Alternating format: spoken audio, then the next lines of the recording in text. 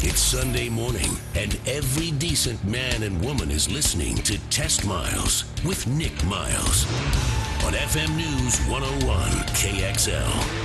Buckle in. It's Sunday morning, 10:06 on FM News 101 KXL. I'm Nick Miles, and you are listening to Portland's Automotive Radio Show. Test Miles. We are locally created, nationally celebrated. Our team of misfits, rapscallions, and ne'er-do-wells has been assembled to bring you the world's most up-to-date automotive news, reviews, and comment. And let's introduce them now. The distinctive and mature outlook on life. He's here, and he is the show's official dad, Brad Boyer.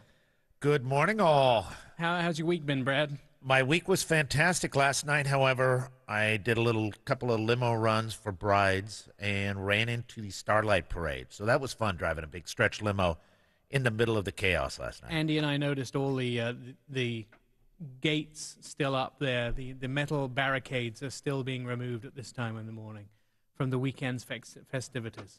So if you were there, I hope you had a good time.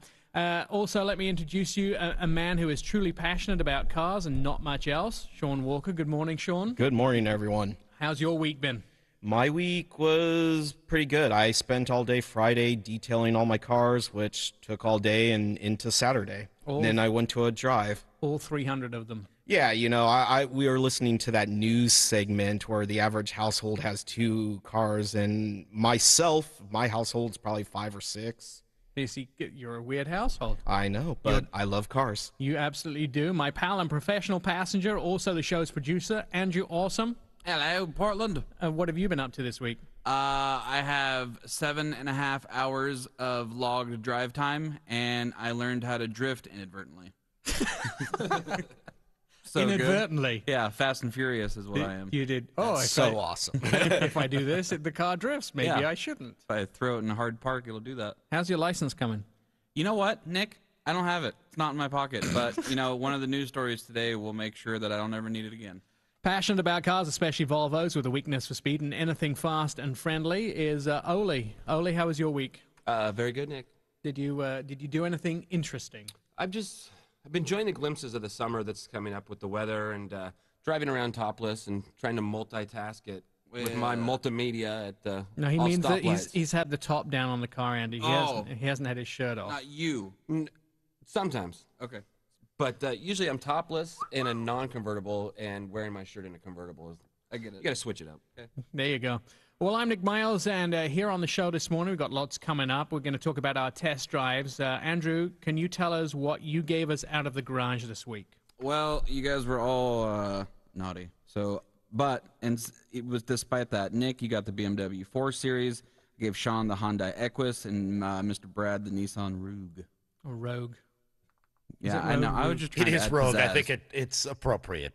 That was the appropriate car for me. It was. And I actually also got the Honda Accord from you as well. Yeah. Oh, you didn't know? That must have been when I wasn't looking. All right. Greedy.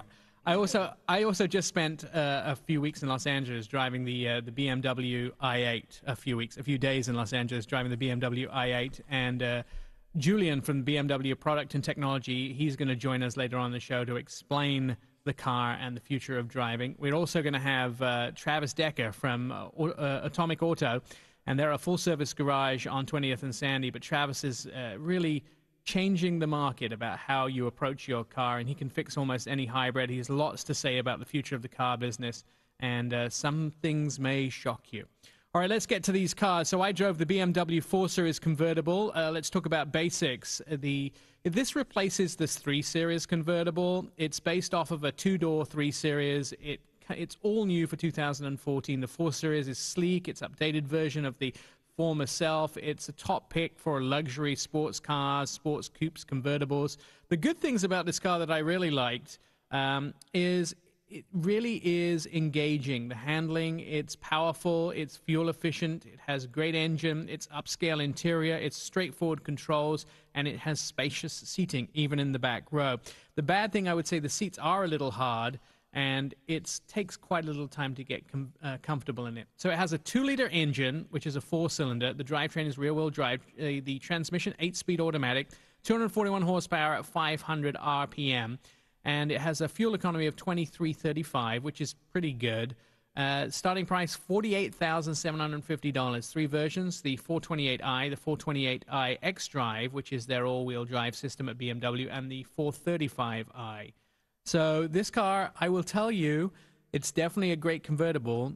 I picked you up in it this morning, Andrew. You like the idea that the top is a hardtop convertible, right? No, I was pleasantly surprised when you had it down when you got me, but when we parked, you put it up, and it looks really awesome actually when it's up like that. I think one of the things about the car which is interesting is the fact that it, in Oregon, I don't see why you would have a rag top. Because really, a rag top you can't drive in the winter, whereas a hard top convertible you can drive all year round. Yeah, that was it solid. Keeps the weather out. It was great. And don't you lose a lot of that noise, road noise, too, from the hardtop? Absolutely. And it has neck warmers in it as well, which everybody's starting to put in those cars. That which was so great. Andrew kept playing with, and by the time we got here, his neck was all sweaty. Yeah, it's more than normal. He had it turned on. Also had had some time in the brand new Honda Accord. That's what I'm looking to say, the Honda Accord. The basics about this: the Honda Accord is a mid-size sedan, first seen in 1976. Jimmy Carter was president then, by the way. 2014, the Honda Accord earns the top honors in the mid-size sedan class with a mix of elegance and excellent packaging. Its superb fuel economy and rewarding performance. If you look at this, it is the #1 car sold in America if you don't count fleet sales. If you count fleet sales, the Camry comes in there. The car is really a good, solid transportation. Sean's had this one out of the garage. He really loves it. The good things: roomy, high-quality interior, refined and efficient powertrains. It's quick acceleration, responsive handling, and affordable coupe body style if you go for the coupe. The bad: I think the design is slightly uninspiring, and the rear folding seat doesn't have a split in it, which it only folds down the whole thing. It has a 2.4-liter inline 4-cylinder engine. The powertrain is front-wheel drive. It comes with a 6-speed manual or a CVT transmission. 185 horsepower, fuel economy 2434, and 21,680 is the starting price. You can get 4 different versions in this car: the sedan, the coupe, the plug-in hybrid, or the regular hybrid. Sean, you've been driving the Hyundai Aquis. Yes, I took this car out, and it's fantastic. I fell in love with it, and this car, Hyundai actually competes with all the high-end luxury cars like Lexus LS, a BMW 7 Series, but comes in around $20,000 less. I could sit here and talk about the whole show about all the technology on this car and still not even hit the tip of the iceberg with it. Some of the greats or good features on this car was I love the lane departure and the heads-up display, because they have a heads-up display, and then most people, they have the blind spot monitors and they have them on the side of the mirror, but this one actually pops up in the heads-up display. Nice. Also, I mean, it's full luxury. Basically, you could sit in the back seat, and if no one's in the front seat, you can actually push the front seat up with a push of a button, and the back seat will recline. And then you have the 2 DVD screens in the back. This car is just awesome with technology and features. Cool thing with the Equus 2 is they have this program where if you actually do buy an Equus, you don't even have to go to the dealership. They will bring one to your house or business and let you test drive it. And also with service, they have an iPad where you can go online and schedule maintenance. They'll come to your house, pick up the car, bring you a loaner, so you don't even have to deal with a dealership with this car. Excellent. Good. And Brad, what about the Nissan Rogue? So the Nissan Rogue is the second generation of this car for Nissan. The first one came out about 6 years ago. It was based on the Sentra. And there has been some big improvements over this generation, most of which is the cargo space. There's 70 inches of cubic inches of cargo space, which is outstanding for its category. And there's a divide and hide cargo capability in the back, the split seat, the rear storage area. So for a small SUV, it gives you a lot of capability. It also has an optional third row, which, unless you have real small children or something like that, it doesn't really give you a whole lot of room. But that is an option. And it's got a really nice upscale look, both inside and out. The biggest feature for me was the seats. And the first time I drove these NASA-inspired seats was in the Sentra. And what it does is it takes all the pressure, instead of just putting it in one spot on your seat, it spreads it out through the whole body. So you can take a 3-hour drive and be really comfortable. The one thing that I didn't like about the car was that it's a little uninspiring to drive. With the CVT, it's kind of just soft and boring but for what it is, it does everything really well. And the number one feature, if you're taking this out and looking at it, is the miles per gallon. It gets 28 as an average, 33 on the highway. Excellent. So it's outstanding for an SUV. So what you're telling me is your butt is very comfortable, right? Right now, it's not as comfortable as it was when I was in the Rogue. Excellent. When we come back on Test Miles, we're going to be talking to Travis Decker. He is from Atomic Auto, and he is changing the way the automotive service industry works. You're listening to Test Miles on FM News 101. I'm Nick Miles. It's Test Miles on FM News 101.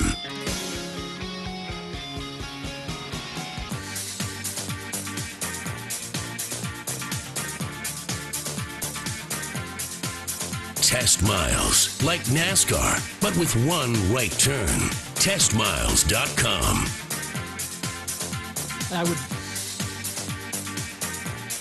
I would be that right turn, by the way. Welcome back to Test Miles on FM News 101. It is 10:21 on a Sunday morning. What does the future of the car look like? This week, Google showed off their first self-driving car in California. They plan to build 100 prototypes of this car. It'll go 25 miles per hour with a range of about 40 miles approximately, depending on how they configure it. But these cars will need servicing, they'll need fixing, they'll need maintaining. The general looking after needs to be done of these cars, and one man has started a journey on getting ready for the car of the future. Travis Decker from Atomic Auto on Northeast Sandy is getting his shop ready for the car of the future, and he joins us in the studio here. Good morning, Travis. Good morning, Nick.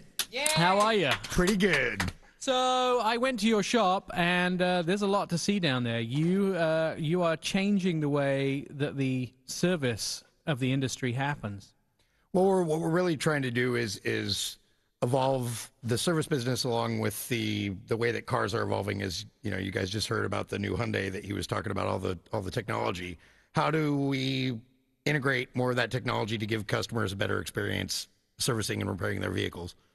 And when I went to your shop, you have a system, and you're going to have to explain this to us because I'm going to do a poor job of explaining. But the system is, so the car comes in and you take a look and you hook it up to the computer and find out what's wrong with the car. And then you have a list of stuff that you send the customer on their phone, right? Yeah, basically we do a complete inspection on the car, and then we send you a link. The software is all web-based. And then you basically click on what you want. There's pictures of your actual car and the conditions on your vehicle. We can, hyperlink videos. We upload stuff to YouTube. Basically, what we're trying to do is to show you exactly what's going on with your car and act sort of more as a liaison between you and the technology rather than just sell you stuff. So with this person, and you showed me a specific person that brought in their Prius. You do a lot of Prius work on Priuses, from Gen 1 to Gen 3. So this person had, and you showed me the email they get, which was outstanding. So here's the 5 things you found wrong with their car. You had pictures of their brakes and pictures of what the brakes should look like. So they were able to compare it, right? Yes, and in the case of a lot of the Toyota stuff, we actually are putting direct links to the, I'll put a screenshot of the factory diagnostic system, and then we'll actually link a PDF with the repair procedure that we actually have to do, sort of in the name of explaining to the customer, how complicated this job actually is. If I attach a 14-page diagnostic PDF from Toyota of what we actually have to go through, everybody's a little bit more clear as to actually what we're actually doing. Do customers really read these? Good question. I think some do and some don't. The question is if it takes us, 20 seconds to put it up there. The other thing that is really good about it is, let's say Nick has his car serviced at my shop and then you're out of state and you go somewhere else. The document that you have explains everything to everybody. If one of my technicians, if I check out a car and then somebody else gets it, they're basically kept in the loop right then as to where I'm at in the process. All the wiring diagrams, everything else is attached directly to the customer's repair order. So if there's anything that anybody else in the business needs to look at as far as reference information, or, rather than us all looking this stuff up over and over and over again on a computer system, it's all in one place. And then the customer has, let's say they have 5 things that you find with a car that you recommend that are taken care of. The customer can just click a button and agree to them. So it has the price, and they hit yes, and that's like them agreeing to it on the phone or signing a work order, right? Correct. And then we have basically a lot of our customers anymore, and as more and more people have smartphones and more people are busy, I don't have the time in my day, and I assume most of my clients don't, to play phone tag and talk to you about your car. I'd rather just send you an email and have you click a button while you could be in a meeting. Who cares? Let's get this ball rolling. Everybody always wants their car back at the end of the day. They want to be without it the least amount of time. So using this technology to minimize the back and forth and, sort of waiting game that happens with us communicating with our clients is essential. The faster we can get all this stuff sorted out in the day, the better the odds are that we can get Nick back his car by the end of the afternoon at 5 o'clock when everybody wants their cars back. So you specialize in two things at the shop. One is you started off as a Saab repair service guys, right? And you were a Saab technician, but as Saab have slowly faded to gray and become more of an enthusiast brand, and they're not making new cars, you've sort of moved over to this hybrid idea and this high-tech shop. Yeah, and I think, sort of the big eye-opening thing, and I'll give a shout-out to my friend Carolyn Cocolette, who owns Luscious Garage in San Francisco. I went down there to visit her basically on a quest to learn about software. I had heard that she had web-based custom software, and went down there, and she was probably one of the first dedicated hybrid shops in the United States. And I saw basically, it was just sort of eye-opening. These cars do need service. They need much less service than cars of ages past. However, they still do break like everything else, and the customers who drive them are typically high-tech and have smartphones and sort of fit my model of the demographic of people that we're looking to serve.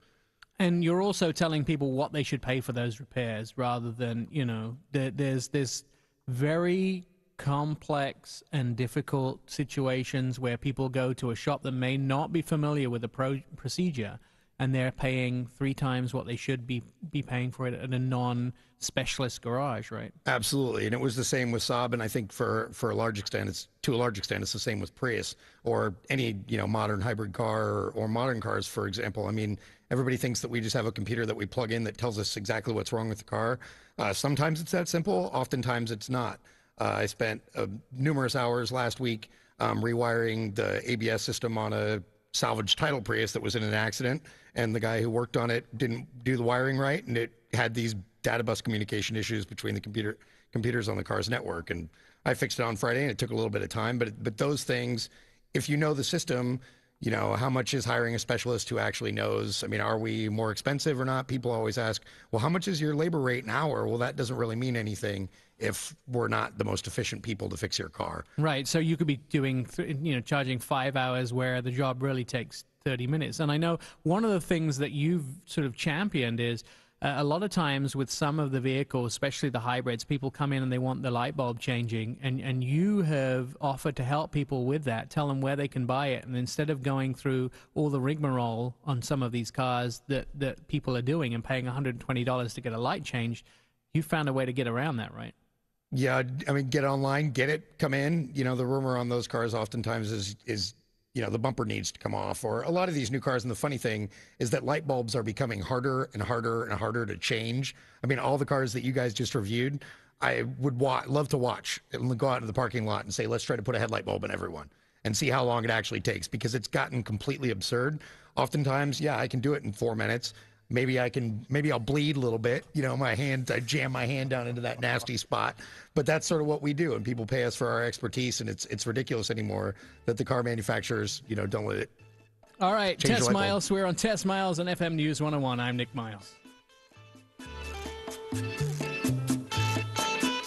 Throw it in neutral and coast in with TestMiles.com.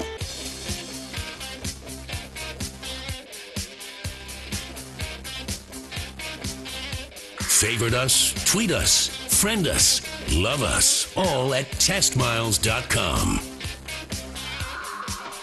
Welcome back to Test Miles and FM News 101, 10:35 on a Sunday morning. I'm Nick Miles, and thank you for following us on Twitter at TestMiles.com, and also my personal NIKJMILES. I just like to thank all those people. I did a deal with the TV networks where I asked them to put, when we do reports, to put my Twitter account up on TV as we do it around the country. And we've jumped to 97,000 followers. I was like, I looked at that and thought, oh dear, I better not tweet the normal things that I tweet. Well, last week I had the privilege of traveling to Los Angeles with 19 other journalists to test drive something remarkable, something that will change the game for not only the car manufacturer who put on the event, but it'll also change it for the rest of those on the playing field. The car is the BMW i8, and here to tell us more about the BMW i8 is Julian Arguelles. He is the product and technology spokesman for BMW. Good morning, Julian. How are you? Good morning, Nick. So tell me a little bit in your own words, what is the BMW i8? It's a sports car. It is a sport car of the future. It's also a plug-in hybrid, and it uses highly advanced materials. So the materials that it actually uses is carbon fiber, and that carbon fiber is made locally to us here in Portland. It's actually made a few hundred miles north in Washington State. So why did BMW choose Washington State to make the carbon fiber? We want to communicate the fact that the car uses sustainability in its production, not just in how it works. And we needed a production site where renewable energy was available. And of course, also the availability of skilled workers was a big decision factor in choosing Washington State. So now the car has two motors, one in the front and one in the back. Why two motors? We have an electric motor in the front, which powers the front axle, and we have a mid-engine it's a mid-engine actually that powers the rear axle. We use these two power plants to provide extremely high performance. The car has comparable performance to a sports car, yet it is as efficient as a compact car. And we also provide all-wheel drive capability with this combination of power plants, and we can get excellent regenerative braking with the electric motor mounted on the front, and excellent handling because we have a mid-engine architecture with the combustion engine in the center of the vehicle. Now, I will tell you that I personally have been absolutely blown away, and a little story about what happened last week. So we did the ride and drive for the day. What happens is you fly in, you have dinner, you meet the team, you get a presentation in the morning, then you do the ride and drive. And I spent probably an hour after dinner convincing Oleg, one of the BMW staff, to let me drive the car again. And he and I rode up the Pacific Highway in the middle of the night. It was dark. We took the car for a drive. It was probably one of the most fabulous evenings I spent. I'm in love with this car. I know it costs $140,000, and the first wave is completely sold out. The two things I don't like about it, and I've been very clear about this, one is I don't have one, and two is I can't afford one. And those are the two things I don't like about the car. Tell me a little bit about the performance, Julian, about the car. What sort of miles per gallon, what sort of speed, and tell me a little bit about that. We still don't have U.S. values for fuel economy, so we expect to have that in the next few weeks. The car has on a European cycle it has 94 mpg eMPG, and but we expect to we really can't predict how the numbers will be with the US test. So stay in touch for the numbers in the next few weeks.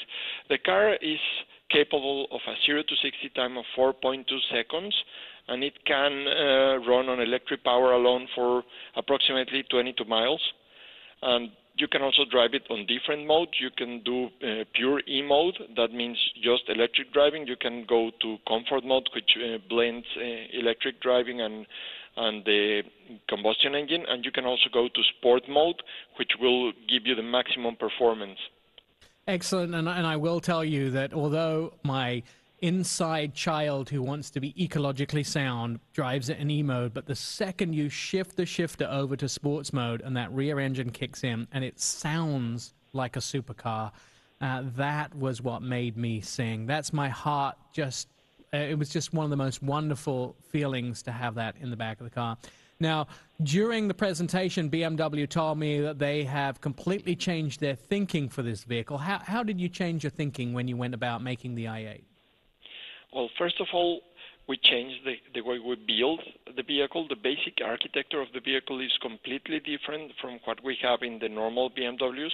We don't have a steel body anymore, but we also changed the way we fix the suspension and the powertrain to the body.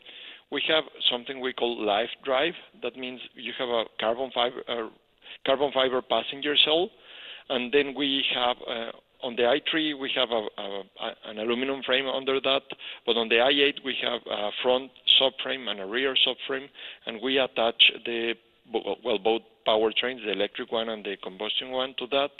So that means it's completely different to anything else. The outer panels are made from thermoplastic and aluminum, and that's a huge change. Then we also have aerodynamics, which is a big part of the story because the car has to be really efficient on one hand, but it's also a car that can reach a top speed of 155 miles per hour, so it needs to remain fully stable at those speeds. A really good job with the car, by the way. Now, also, you created a separate brand at BMW for your electric cars. Why did you need to create the BMW i brand? The BMW i is a sub-brand, as is BMW M. And we have the normal BMW vehicles, and one extreme of the company philosophy has been BMW M, which offers high-performance cars, and then the other extreme, which we used to define the complete strategy for the brand, is BMW i. So we still have those cars. Those cars are still BMWs. They are still fun to drive, but they are sustainable and they use electromobility. And that's the story for both the i8 and the i3. And then, of course, the i3 is coming into dealerships now. The i8 at the end of the summer, and I know that you guys have already fulfilled your sales list for the first batch. Now, how will the i8 change the future of the industry? Because this is something very different than we've seen before. Indeed, it's completely different. It's revolutionary, I would say. One of the interesting things for me is that we chose to do this with the sports car and a sports car with an amazing design.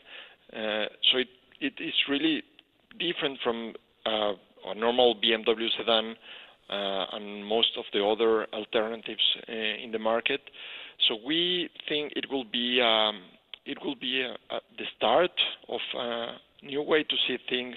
Not only you can have sustainability and e-driving, but you can also have a really high-performance sport car, and that's something that we want people to experience. And even with the i3, you still have BMW typical driving dynamics, and we will, of course, remain BMW while we strive to fulfill the expectations of our customers and the regulations from the governments around the planet.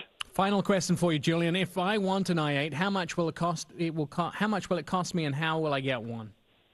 The price is $135,000 and $135,700 without destination and handling. And the best way to find a dealer, because not all our dealers will sell BMW i, the best way is to go to our website, bmwusa.com, and then search for the nearest dealer and contact them. That would be the best solution. And I know that the tip that the BMW guys gave me was put your name on every single dealer's list, because you might find it comes available at one before another. Julian, thank you so much for joining us this morning, and have fun with your i8. Thank you very much, Nick. And have a good day, and hi to everybody in your audience. Thank you, and thank you so much for joining us this morning. That's the BMW i8. Now, Brad, they did auction some off in Portland recently, didn't they? At the Classic Wine Auction, there was one for sale, and it went for $240,000.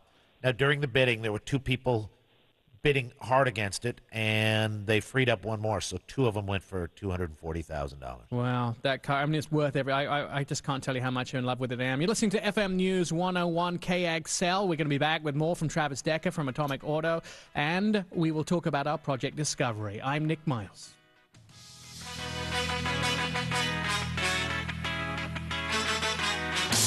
It's Test Miles on FM News 101.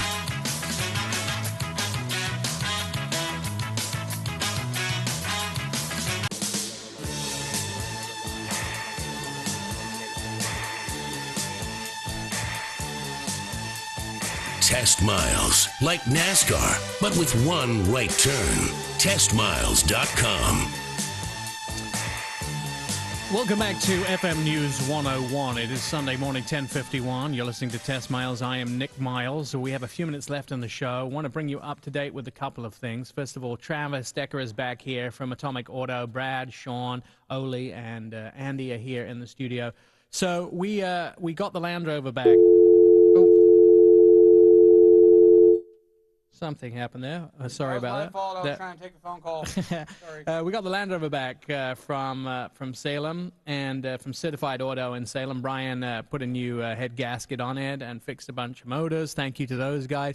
It's now ready to go to the next stage. What is Project Discovery? If you're listening to the show the first time, this is where we're taking a 2002 Land Rover Discovery 2, and we're going to make it into the ultimate dog transportation vehicle. So next it will go to Peter at Mobile West, and Peter will be putting the stereo system in, and then we've got to organize a couple of other things. Travis, you had some ideas of things that you think we should be doing to the vehicle as well. Well, I'm not really into the Land Rover thing very much. I am familiar with them, but we have in the past put Old Man Emu or other, more serious off-road components on the vehicle, which, of course, if you were going to be specifically making a dog vehicle, going somewhere in the woods probably plays into that a little bit. Yeah, I mean, that's definitely a thing that we should do. When you have guys come into your shop, mostly, so it's Saabs and mostly hybrids that you deal with. Yep. What is the most common kind of problem they're having that they can't get dealt with elsewhere?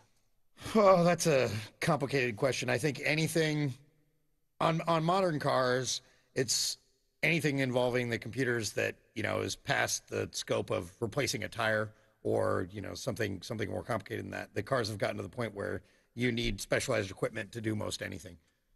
And so really it's all about diagnostic and understanding the vehicles much better than the people who aren't trained. Absolutely. And how to make it so that, if I'm convinced that your car needs a $4,000 part, how convinced am I? Right. You have to, all right. So a lot of times people are just replacing parts willy-nilly, and where it's really something much more simple or it's really something completely different. Correct. I guess that's what really helps when you go to a certified dealer. Now, the other thing we were going to talk about in this last segment of the show has been quite a few changes in the landscape of the automobile news this week. They closed down one of the automobile offices for the Automobile magazine, right, Brad? They did, back at Pittsfield Township office for Automobile magazine, and the parent company is called Source Interlink Media, and they own Motor Trend too, right? Yeah, and they have all the little niche publications, but they closed down, I think it was 12 publications, and they are consolidating some of them, but it's like if you're into these little niche things, there's Four Wheel Drive and SUV magazine, Mud Life, 5.0 Mustang. Everybody has their own little thing.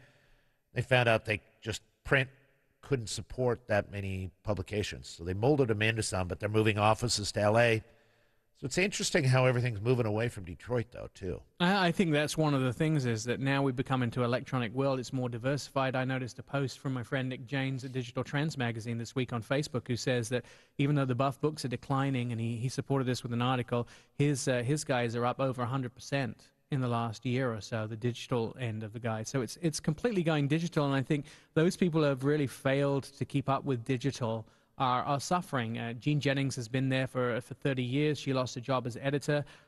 Jean's a pretty resilient woman. She'll bounce back. She'll end up somewhere. But there's a lot changing as far as automobile publications are concerned. I think the time of the Motor Trend magazine of this world and the Car and Driver magazine and Road and Track, I think they're well gone. Well, you remember how when you used to buy a used car, you'd go to the store and pick up the publication that had the list of all the cars in it, or you'd even go to the Oregonian or something like that. Well, now you just go to Edmunds, or you go to Craigslist, or you go to the different dealership sites. You don't have to go get a publication for that. Right. Also in the news this week, Ford, a giant recall coming up. Ford CEO said Thursday it's recalling 1.3 million vehicles, SUV sedans in North America, most of them for possible power loss of power steering. And 1.18 million of those vehicles, Ford said they're recalling in the United States. The figures are just shy of 220,000 total number of vehicles that have been recalled in the U.S. so far from them.